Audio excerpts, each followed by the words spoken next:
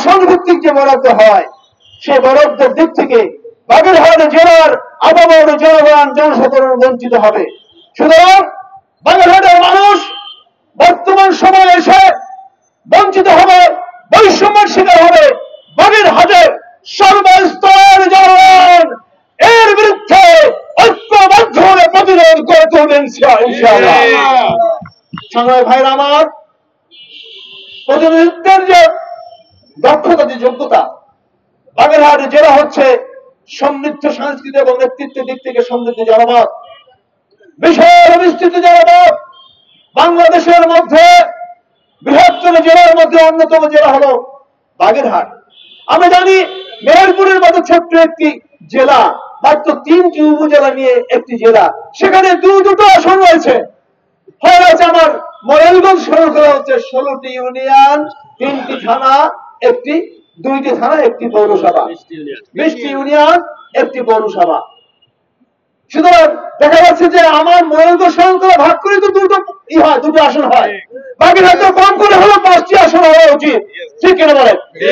সুতরাং আমরা বলে দিতে চাই, প্রয়োজনে আপনারা বাগেরহাট জেলা আসন বৃদ্ধি করতে পারেন, কিন্তু কোন অংশী বাগেরহাট জেলা থেকে একটি আসন বাদ দেওয়ার জঘন্যতম সিদ্ধান্ত যদি আপনারা গ্রহণ করেন, তাহলে বাগেরহাটের সর্বস্তরের জনগণ দলমত নির্বিশেষে শেষে ঐক্যবদ্ধভাবে আমরা তার প্রতিহত করবো ইনশাআল্লাহ। সম্মানিত ভাইরা আমার, জাতীয় নেতৃত্বের দিক থেকে, প্রতিনিধিত্বের দিক থেকে জাতীয়ভাবে বাগেরহাট থেকে 4 জন নেতা জাতীয় সংসদে প্রতিনিধিত্ব করত এবং আমাদের আঞ্চলিক সমস্যার কথাগুলো তুলে ধরতো জাতির সামনে এবং জাতীয় সমস্যাগুলো তুলে ধরতো। সেক্ষেত্রে 4 জনের জায়গায় যদি 3 জন হয়ে যায়, জাতীয় সমস্যা এবং আঞ্চলিক সমস্যা বলার মতো একজন নেতা কমে গেল, আমরা সে নেতৃত্বের সংকট পোষাতে পারবো না। সুতরাং বাগেরহাটের জনগণ ঐক্যবদ্ধ হবে।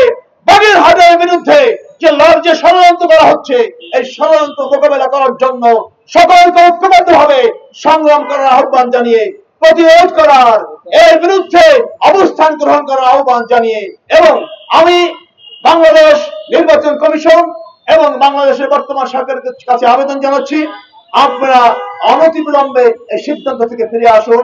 অন্যথায় এই সিদ্ধান্ত বাতিল করার জন্য বাগেরহাটের জনতারা ঐক্যবদ্ধ হয়ে যদি কোনো কর্মসূচি দেয়, এই জন্য আপনারা বাগেরহাটবাসীকে দোষ দিতে পারবেন না। সবাইকে ধন্যবাদ জানিয়ে আগামী দিনের আমাদের অধিকার প্রতিষ্ঠার লড়াই সংগ্রামে